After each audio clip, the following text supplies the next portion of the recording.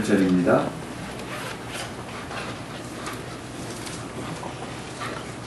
빌립보서 2장 5절로 8절 제가 공독해 드리도록 하겠습니다.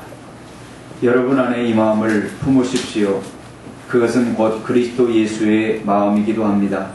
그는 하나님의 모습을 지니셨으나 하나님과 동등함을 당연하게 생각하지 않으시고 오히려 자기를 비워서 종의 모습을 취하시고 사람과 같이 되셨습니다. 그는 사람의 모양으로 나타나셔서 자기를 낮추시고 죽기까지 순종하셨으니 곧 십자가에 죽기까지 하셨습니다. 아멘. 오늘은 우리 좀 특별한 예배로 우리 이상조 선교사님, 이상조 선교사님은 우리 교회 첫 번째 청년회 회장이십니다. 그런데 이렇게 신학을 하시고 선교사가 되셨습니다. 우리 이상조 선교사님 또 우리 산동 목장에서 섬기는데 오늘은 빌립보서 2장 5절 8절에 있는 말씀을 통해서 이 마음을 품으라 라는 말씀과 함께 선교 보고의 시간들을 갖도록 하겠습니다. 우리 이상조 선교사님 나오시기 바랍니다.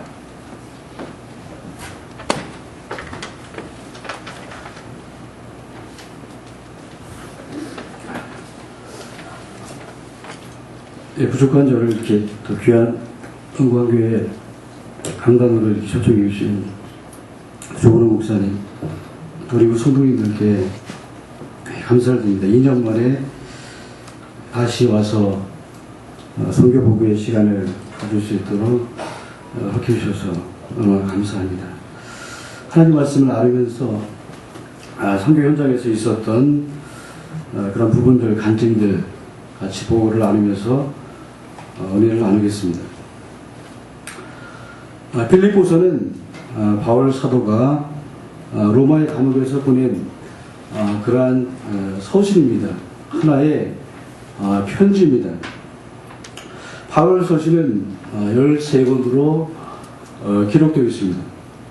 바울 사도가 기록한 복중 그 서신에는 예배소서, 빌립보서, 골로새서, 빌레몬서 이렇게 4권입니다. 빌립보서는 옥중서신에 해당한다고 볼 수가 있습니다. 빌립보서의 주제는 기쁨인 것입니다. 빌립보서 저희가 많이들 읽으셨을 것입니다. 1장, 2장, 3장, 4장까지 이렇게 되어 있는데요.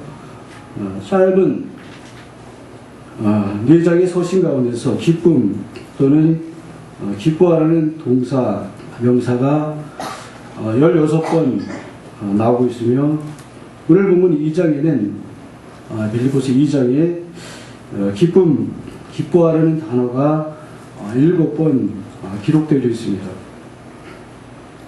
감옥에 있는 사람이 감옥 밖에 있는 사람에게 이 편지를 쓰면서 지금 편지를 바울이 쓰고 있습니다.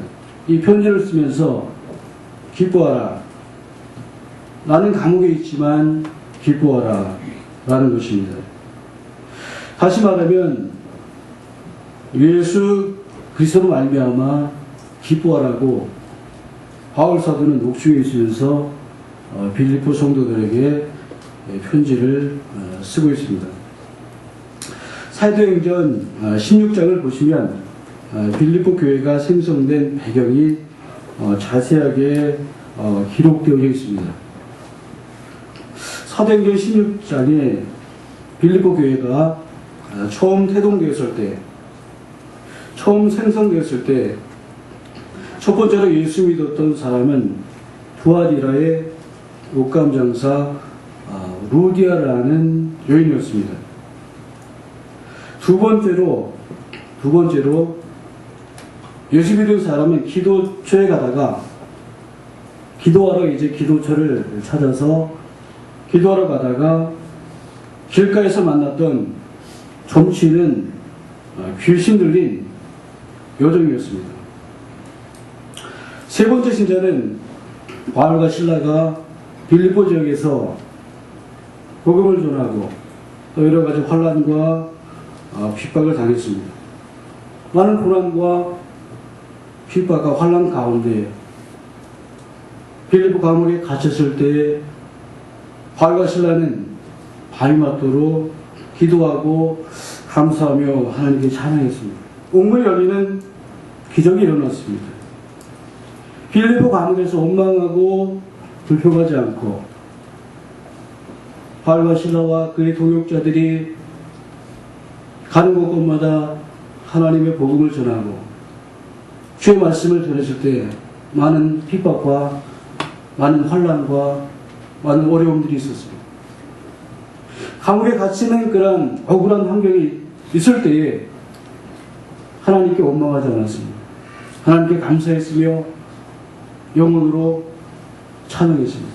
그것을 들은 빌립보 감옥의 간수와 그의 가족들이 변화되어서 예수님을 영접하게 되었습니다. 빌립보 교회의 개척 초기 신자는 옥감장사 루디아, 고침받은 귀신 들린 여종 빌립보 감옥의 간수와 그리고 그의 가족들이었습니다. 성경은 이 사람들이 이런 빌립보 그 교회에 대해서 그 성에 기쁨이 컸다, 그 성에 기쁨이 충만했다 라고 말씀합니다. 그런데 그들의 기쁨을 다 잃어버렸습니다. 기쁨을 잃어버린 빌립보 교회 성도들에게 현재 감옥에 갇혀있는, 로마의 깊은 감옥 속에 갇혀있는, 이미 사형 선고를 받았고 언제 죽을지 모르는, 언제 끌려와서 죽을지 모르는 절체절명의 위기를 당하고 있는 바울 사도는 옥중 깊은 감옥에서 빌립보 교회 성도들에게 마음을 다하여서 편지를 쓰고 있는 것입니다. 주 예수의 마음을 품는 것이 참된 기쁨의 원천이며 참된 기쁨의 근원이다라고 말씀하고 있습니다. 빌립보 교회 성도들이 왜 기쁨을 잃어버렸겠습니까? 빌립보서 2장 3절을 보시면 아무 일이든지 다툼이나 혼용으로 하지 말고 라고 말씀합니다. 그리고 이어서 각각 자기보다 남을 낮게 여기고 라고 말씀합니다. 빌립보 교회 내 성도들 간에 다툼이 있었고 또 분쟁이 있었고 또 불일치가 있었으며 마음이 하나가 되지를 못했습니다. 그들 가운데 서로 높아지고자 하는 그런 마음들이 있었다는 것입니다. 자기 자신을 드러내고 자기를 보이고자 하는 그런 교만한 마음들, 교만한 모습들이 빌립보 교회 내에 있었다는 것입니다. 그래서 빌립보 교회는 기쁨을 잃어버리고 말았습니다. 그 기쁨을 회복하기 위해서는 이 마음을 품어야 된다. 처음 가졌던 빌립보 교회가 태동되었을 때 그 교회 내에 주님이 주시는 기쁨이 충만했습니다. 서로 도와주고 하나가 되고 물건을 나누어 쓰는 기쁨의 모습이 넘쳐났습니다. 그들 가운데 교만함이 있었고 분쟁이 있었고 다툼이 있으며 아픔이 있다라고 말씀하는 거죠. 이 기쁨을 회복하기 위해서는 처음 가졌던 이 기쁨, 이 마음을 품으라 라고 말씀하고 있는 것입니다. 오늘 본문 2장 5절의 말씀을 보시면 너희들이 이 마음을 품으라 곧 그리스도 예수의 마음이라고 말씀합니다. 여기에서 이 마음은 곧 그리스도 예수의 마음인 것입니다. 구체적으로 예수 그리스도의 마음은 어떤 마음이겠습니까? 빌립보서 2장 3절을 보시면 오직 겸손한 마음으로 라고 말씀하고 있습니다. 예수의 그리스도의 마음은 겸손한 마음인 것입니다. 예수 그리스도의 마음은 곧 겸손입니다. 성경에서 예수님의 겸손의 모습을 볼 수가 있습니다. 첫째는 요한복음 13장 1절에서부터 11절에 나오는 세족식에서의 예수님의 모습인 것입니다. 요한복음 13장 4절에서 5절을 보시면 저녁 잡수시던 자리에서 일어나 겉옷을 벗고 수건을 가져다가 허리에 두르시고 이에 개에 물을 떠서 제자들의 발을 씻으시고 그 두르신 수건으로 닦기를 시작하여 라고 말씀합니다.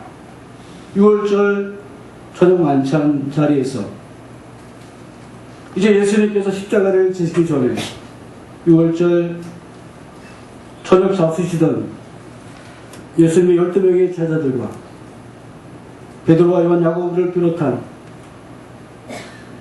또 을삼신령의 예수님을 파는 그런 가룟유다에 이르기까지 제자들이 다 모여서 최후에 식사하던 자리였습니다. 6월절 잡수시던 저녁 잡수시던 자리에서 예수님께서 벌떡 일어나셨습니다. 예수님은 선생이시고 예수님은 스승이십니다. 다 제자들인 것입니다. 제자들이 앉아있는데 스승이 일어났다는 것입니다. 자리에서 벌떡 일어나셨습니다. 겉옷을 예수님께서 입고 계시던 겉옷을 벗으셨다는 것이죠. 입고 계셨던 겉옷을 벗었다는 것은 뭔가 그 자리에서 행동을 하시겠다는 것입니다. 그 표현인 것이죠. 제자들이 다 모여서 식사하는 자리에서 마지막 만찬 자리에서 이제 곧 예수님이 이제 십자가를 지셔야 되는 그런 상황 가운데 일어나셔서 겉옷을 벗으시고 수건을 가져다가 허리에 두르시고 예수님께서 그 수건을 가져다가 이제 직접 허리에 두르셨습니다. 대야를 가져다가 대야에 물을 떴습니다. 대야에 이제 물을 떠오시고 한 제자 베드로를 비롯해서 또 사랑하시는 요한과 또 야고보와 바돌로베와 또 예수님을 팔 그런 가룟유다에 이르기까지 한 제자의 그 발을 씻으셨다는 것입니다. 저도 중국에서 이제 사역을 하다 보면 때로는 양말을 신고 그냥 잠을 자는 경우가 있습니다. 양말을 신고 잠을 자고 그 이튿날 아침에 일어나서 이제 하루 종일 그 전날이죠. 하루 종일 이제 중국은 좀 넓잖아요. 막 걸어다니고 버스도 있지만 사고도 잘 나고 속도도 느리고 걸어다니면서 사역을 할 때가 있습니다. 양말을 벗지 못하고 잠을 잘 때가 있습니다. 그 이튿날 일어나서 신었던 그 양말을 벗어서 이렇게 맡아보면 쾌쾌한 그런 냄새가 나는 것을 볼 수가 있습니다. 중국 사람들은 잘 씻지를 않아요. 어떤 사람들은 한 달에 한 번 정도 목욕하고 일주일에 한 번씩 머리를 감고요. 3일에 한 번 이제 양발을 벗어서 발을 닦는 운동화, 중국 사람 운동화 많이 신잖아요. 운동화 신고 다니면서 그렇게 3일 동안 양발을 벗지 않고 활동할 때가 많이 있습니다. 3일에 한 번씩 발을 씻는다는 거죠. 3일 동안 다니면서 이렇게 여러 지역을 다니면서 벗은 그 양말 또 그 발 그 냄새를 여러분들 맡아보셨습니까? 아주 독한, 표현하지 못할 그런 쾌쾌한 그런 향기죠. 그런 냄새가 나고 있습니다. 제자들의 발도 크게 다르지 않다라고 봅니다. 유대 지역을 예수님과 함께 다니면서 때로는 발을 씻지 못했을 것입니다. 그 안에 발에 때가 닥치닥치 붙어 있을 것입니다.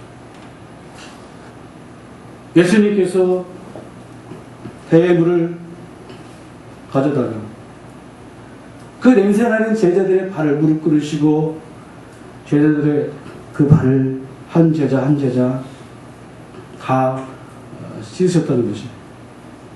그리고 두르신 수건으로 다 씻은 발을 닦으셨다는 것입니다. 이것은 바로 예수님의 그 성김과 그 겸손의 모습이라고 볼 수 있는 것입니다. 두 번째는 오늘 본문 빌립보서 2장 6절에서부터 8절까지의 말씀입니다. 오늘 말씀에는 예수님의 겸손의 모습을 세 가지로 볼 수가 있습니다. 첫째는 예수님은 하나님과 동등됨을 취하지 않으셨습니다.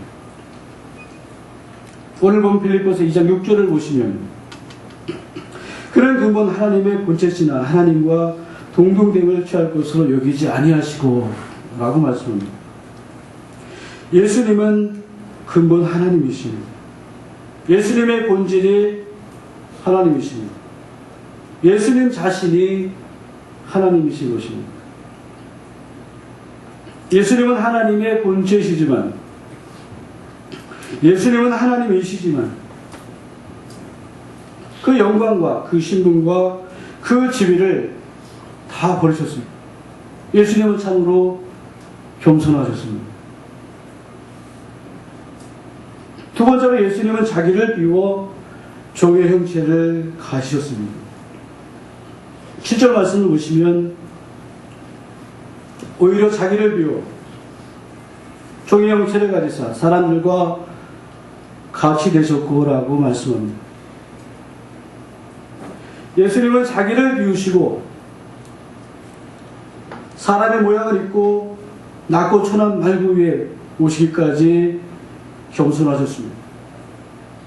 하나님이신 예수님께서 사람들과 같이 되셨어요. 인간의 겪는 모든 고통을 겪으셨습니다.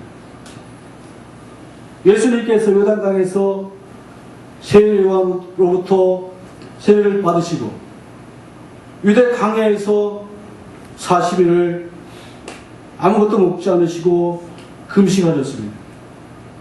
여러분 40일을 아무것도 먹지 않고 금식했다. 한번 생각해 보십시오. 마태복음 4장 2절에 보니까 줄이신지라 라고 말씀합니다.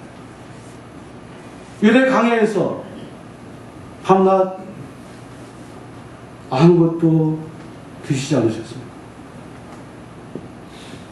줄이셨다는 것입니다. 예수님은 사람들과 같이 되셔서 인간의 겪는 모든 고통을 경험하셨습니다.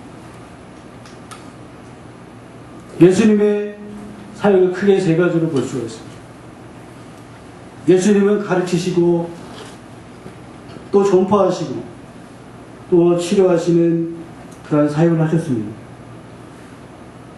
유대 전체를 다니시면서 갈릴리에서 예수님의 제자들을 부르시고 또 가버나움에서 게네사렛 호숫가에서 여리고에서 가다라 지방에서 수많은 만나는 사람들에게 나이 드신 노인들, 할머니들, 나이 어린 어린이들, 어린이들이 예수님께로 왔을 때 제자들은 아이들을 가라라고 했습니다. 예수님께서는 아이들이 내게 오는 것을 금하지 말라. 천국이 어린아이와 같은 자의 것입니다. 이런 자의 것입니다 라고 말씀하시면서 어린아이들을 환영하시고 가슴에 안으시고 아이들 한 영혼 쓰다듬어 주시면서 안수하시고 축복 기도해 주셨습니다. 예수님은 가는 곳곳마다 하나님의 복음, 천국 복음을 전파하시고 병든 자들, 저는 자들, 눈먼 자들, 각색병자들, 중풍병자들, 귀머거리자, 귀가 들리지 않는 사람, 모든 사람들을 말씀으로 치료하시고 고쳐주셨습니다. 수많은 사람들을 만나시고 천국 복음을 증거하시고 상담하시고 치료하셨습니다.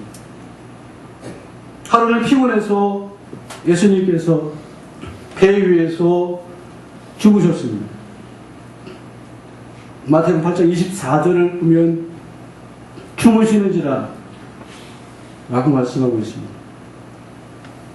예수님께서는 사람들과 같이 되셔서 인간이 겪는 모든 고통을 친히 겪으신 것입니다. 인간이 겪는 모든 슬픔을 예수님께서 경험하셨습니다. 예수님께서는 죽은 나사로의 소식을 들으시고 죽은 나사로가 있는 그곳에 친히 가셨습니다. 죽은 나사로의 시신을 보시고 예수님께서 어떻게 하셨습니까? 사랑하는 나사로 보시고 그 죽음을 보시고 눈물을 흘리시더라라고 말씀합니다.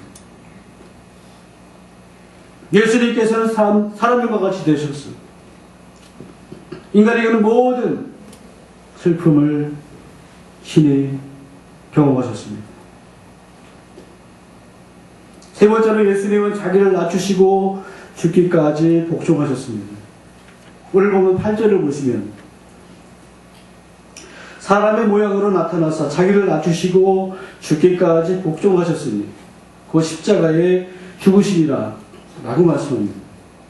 자기를 낮추셨다라고 말씀합니다. 이 낮추신 것이 바로 예수님의 겸손인 것입니다.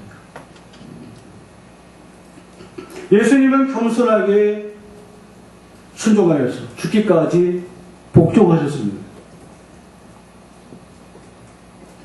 예수님께서는 스스로 죽음을 택하셨습니다. 그것도 가장 저주스럽고 참혹한 십자가의 죽음을 택하셨습니다. 예수님은 죽으실 수가 없는 분이셨습니다. 하나님이신 예수님이 영원한 생명의 근원이신 그분이 어떻게 죽으실 수가 있겠습니까? 예수님은 잘못한 것이 하나도 없으십니다. 예수님은 죄가 없다라고 성경은 말씀합니다. 그럼에도 불구하고 저와 여러분들의 모든 죄를 다 지시고 인류의 모든 죄를 다 담당하시고 십자가 위에서 처참한 죽음을 당하셨습니다.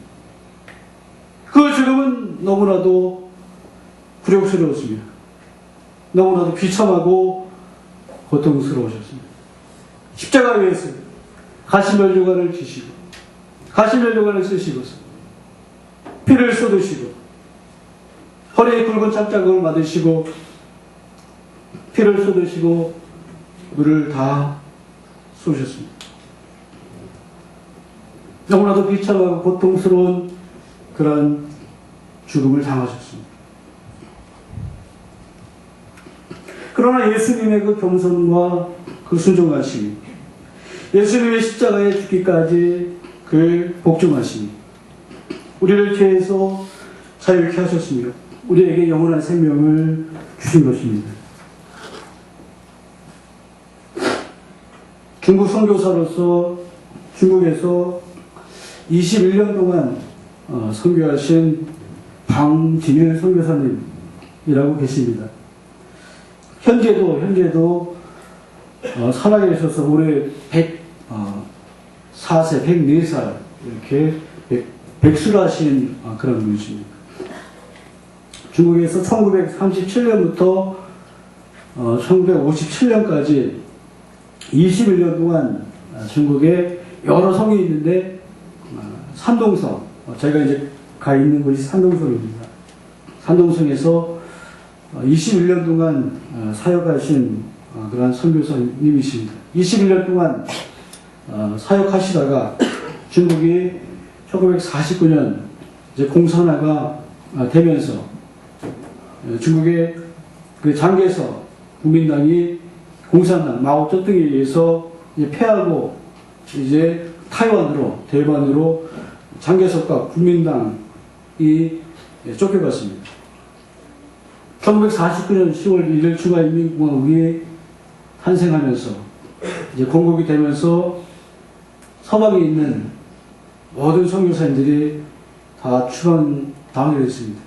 미국에서 오신 그런 선교사님들이 이제 추방이 됐고, 또 영국과 캐나다에서 오신 그런 선교사님들이 다 추방이 됐습니다. 마지막까지 1957년 산동성 레양, 레서라는 지역에서 교회를 세우고 주일학교 교사들을 교육하고 그 세운 교회가 지금도 있다고 합니다. 57년에 중국 선교 21년 만에 마지막까지 고진 핍박을 견디다가 홍콩으로 추방되어 가셨습니다. 이 방지열 선교사님이 이제 원로죠. 원로 선교사님께서 이런 말씀하셨습니다. 중국 영혼들을 겸손하게 섬겨라. 중국 영혼들을 겸손하게 섬겨라. 라고 말씀합니다. 그리고 중국의 젊은 선교사님들에게, 젊은 선교사에게 이런 말씀하셨습니다. 중국은 한국보다 앞서서 복음을 받아들였습니다. 중국은 1807년 9월 달에 영국 선교사이신 로버트 모리슨 영국 선교사님, 중국 최초의 개신교 선교사님 로버트 모리슨 선교사님이 마카오에 도착함으로 중국 개신교 선교가 시작이 되었습니다. 한국은 1885년 4월 5일 제멜포공항에 미국 선교사님이신 온도우드 아펜젤로 선교사님들이 제멜포공항에 들어오심으로 한국 최초의 개신교 선교가 시작이 되었습니다. 무려 중국이 78년 먼저 복음을 받아들이기 시작했습니다. 젊은 선교사님들을 모아놓고 방재 선교사님께서 이런 말씀하셨습니다. 중국은 한국보다 앞서서 복음을 받아들였습니다. 중국인의 신앙심이 매우 깊다는 것도 알아야 합니다. 이를 가볍게 여겨서는 큰일 납니다. 아울러 배우는 겸손한 마음이 필요합니다. 라고 젊은 선교사님들을 모아놓고 노력에 원로 선교사님께서 이런 말씀을 하셨습니다. 저는 예수님의 겸손한 마음을 가지고 중국 영혼들을 섬기려고 합니다. 저는 중국에 들어간 지 2005년 3월 달에 들어가서 올해 이제 10년째 중국 현지 사역을 하고 있습니다. 저는 크게 두 가지의 사역을 하고 있습니다. 팀 사역, 협력 사역, 팀 사역으로 광야신학교 사역을 하고 있습니다. 3년째로 이제 학제가 되어 있고요. 2007년 3월 달에 산동성 위에 영성이라는 곳에 학교를 세웠습니다. 2010년 1월 14일 제1회 졸업식을 강행해서 8명을 배출했고요. 2011년 1월 17일 날 제2회 졸업식을 해서 졸업생 10명을 배출했습니다. 그리고 2013년 작년이죠. 작년 6월 20일 날 제3회 졸업식을 거행해서 7명, 현지인 7명, 총 3회 졸업생을 배출해서 졸업생 25명을 배출했습니다. 작년에 2013년 6월 17일부터 22일까지 동북에 중국의 동북 삼성 길림성, 흥령강성 그쪽 지역에 동북 비전 트립을 갔습니다. 위해에서 배를 타고 그 대련항에 내리고 그리고 연변과 연길로 이어지는 일주일간의 동북 비전 트립이 있었습니다. 이 비전 트립 가운데 모범적인 그러한 현지인, 그러한 가정교회들을 방문하고 가정교회 지도자들과의 만남과 또 그분들의 목회 철학을 듣는, 교제하는 그런 시간을 가졌습니다. 그리고 2014년 6월 20일 목요일 오전 10시에 연길 조선족 교회에서 제3회 졸업식을 거행했습니다. 작년 겨울에 2013년 1월 달에 저희 광야신학교에 한 위험한 일이 발생했습니다. 영성시에 있는 공안이 차 2대를 나눠 타고 한 10여 명의 경찰이죠. 우리나라는 말하면 경찰인데 중국은 이제 공안이라고 합니다. 공안 이렇게 얘기하는데 경찰 평소에는 경찰복을 입고 이렇게 다니는데 종교적인 그런 일을 할 때는 사복을 입어요. 그리고 또 경찰차를 타고 오지 않고 일반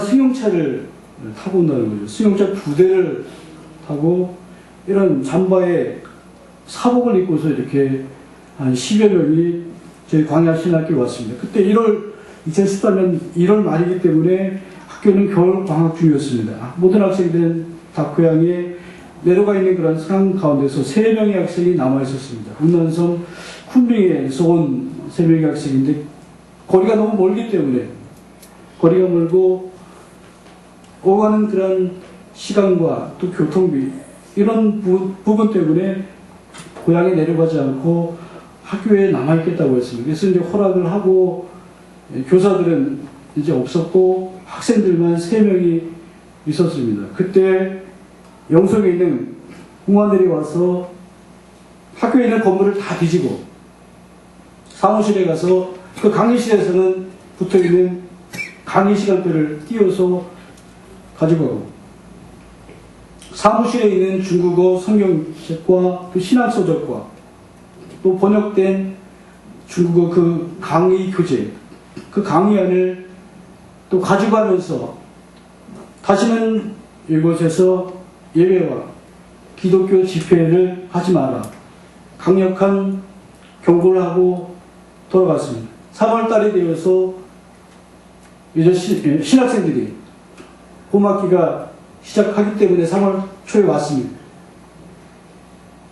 그곳에서 함께 모여서 공부를 할 수가 없었습니다. 강력한 경고 가운데 있었기 때문에 남학생들만 학교에 남겨두고 유학생들은 영성시에 있는 그 자그마한 아파트를 빌려서 임대료를 내고 한 7개월 동안 분리수업하는 그런 분리수업이 있었습니다. 분리수업하는 가운데 또 성경을 공부하고 기도하고 성경 통독하고 또 한국에서 오신 그런 목사님이 있을 경우에는 영성시에 있는 그 한국인이 경영하는 한인식당에서 모여서 거기서 먹고 자고 일주일 동안 수업하고 이러는 분리수업이 한 7개월 정도 계속되었습니다. 그러는 가운데 청도, 평도시에 중국인이 경영하는 신학교가 있다는 소식을 듣고 저희가 그쪽으로 갔습니다. 그곳에 1층, 2층, 3층으로 되어 있고 신학생이 한 3명 정도 있었습니다. 그곳에 신학생이 3명 있었고 저희는 6명이 있었습니다. 그래서 신학교를 경영하는 현지인 지도자와 또 대화를 나누고 이러는 가운데 저희가 그곳에 들어가게 됐습니다. 합병이 됐습니다. 작년 10월 중순경에 평도시 부의정에 있는 그러한 현진이 경영하는 광야신학교와 합병이 되어서 저희가 지금 현재 위치는 평도시로 이제 신학교가 옮겨져서 그쪽에 있는 학생 3명, 저희 신학교 학생 6명 이렇게 해서 9명이 그곳에서 같이 지금 공부하고 있습니다. 저는 크게 이제 가정교회, 중국에서 가정교회를 지금 사역하고 있습니다. 문둥에서 문둥 가정교회, 그 다음에 난항 가정교회, 적효 가정교회, 송춘 지역의 송춘 제1가정교회, 제2가정교회 이렇게 해서 가정교회를 5개 정도 지금 개척해서 사역을 하고 있습니다. 지난 2013년 가정교회 사역을 되돌아볼 때 보람 있었던 그런 일도 있었고 때로는 마음 아픈 그런 일도 있었습니다. 제가 가정교회를 2007년 8월 달에 세워서 현재까지 한 7년, 8년 이렇게 가정교회 사역을 하고 있습니다. 중국은 공산권 사회이기 때문에 우리나라처럼 마음껏 전도를 할 수가 없습니다. 그렇지만 1대1로 관계를 맺어서 좋은 관계 속에서 전도를 할 수가 있습니다. 이 야채 가게나 그리고 과일 가게 하는 분들이 있어요. 근데 저희가 이제 야채도 사야 되고 또 과일도 사야 되고 이러는 가운데 야채를 사러 또 과일을 사러 한 달, 또 2달, 또 6개월, 1년 이렇게 그 과일 가게 주인과 좋은 관계를 맺으면 좋은 과일들을 싸게 이렇게 줄 때가 있습니다. 과일 가게를 하는 그런 청년이 저희와 한 1년 넘게 이렇게 좋은 관계를 유지했습니다. 그래서 이제 부활절 그리고 추수감사절 성탄절 때 좋은 그런 행사가 있을 때 한번 오십시오 이렇게 초청을 합니다. 이렇게 해서 성탄절 행사 때 그 과일 가게 하는 청년이 가정교회로 초청이 되어 왔습니다. 그래서 처음 참석을 하고 또 가정교회 주일 예배가 오후 2시입니다. 또 수요 예배가 저녁 7시입니다. 저희는 토요 기도회를 하고 있습니다. 가정교회에서 토요 기도회를 하는데 토요 기도회는 7시입니다. 이렇게 와서 그 청년이 주일 예배에도 참석을 하고 그리고 수요 저녁 예배에도 참석을 하고 또 토요일날 기도회도 이렇게 참석을 하면서 이렇게 복음을 들으면서 믿음이 자라기 시작했습니다. 이렇게 믿음이 자라면서 기존에 있던 가정교회 그 잘 다니고 있는 자매하고 이렇게 좋은 관계가 되어서 결혼을 하게 됐습니다. 결혼하게 되고 또 이제 또 임신하게 되고 3월 중에 이제 출산한다는 그런 얘기를 들었습니다. 아마 3월 달에 제가 들어가면 이제 낳은 그 자녀를 아기를 볼 수가 있을 것 같습니다. 가정교회 사역을 하면서 한 7년, 8년 이제 문둥 지역에서 가정교회를 이제 세우면서 이제 현지인 사역자를 세우고 이제 교회를 한 7년, 8년 하고 있습니다. 처음에 이제 신실했던 자매가 몇 명이 있었습니다. 그런 자매 가운데 한 명이 열심히 나름대로 봉사도 하고 예배 시간에도 열심히 참석을 하고 기도도 열심히 했던 그런 한 자매가 중국에도 이단들이 있습니다. 한국의 그 신천지가 들어가서 청도나 연태 위에 지역의 큰 대도시에는 이러한 한국의 이단들이 지금 들어가 있습니다. 그리고 이어서 중국에서 스스로 생긴 자생적으로 발생한 그런 이단들도 많이 있습니다. 그런 이단 가운데 전능교라는 그런 이단이 있습니다. 이 전능교에 미혹이 되어서 포섭이 되어서 교회를 나오지 않고 교회를 떠나버리는 그러한 자매가 있었습니다. 정말 안타까운 그러한 일을 경험했습니다. 2014년 중점적으로 가정교회 사역의 중점 사역을 저는 이제 매년 1월 1일 가정교회에 모여서 가정교회에서 하루를 금식하면서 기도하는 그런 시간을 갖고 있습니다. 2014년이죠. 올해 1월 1일 이제 새해 첫날에 가정교회에서 하루를 금식하면서 이제 가정교회 2014년 사역을 어떻게 해야 되겠습니까? 하나님께 이제 물으면서 이제 하는 가운데 우리 신학교가 이제 핍박 가운데 영성시에서 평도시로 학교가 이전되어 갔습니다. 그러는 가운데 평도시에 이제 가정교회를 세우고자 하는 그런 마음이 생겼습니다.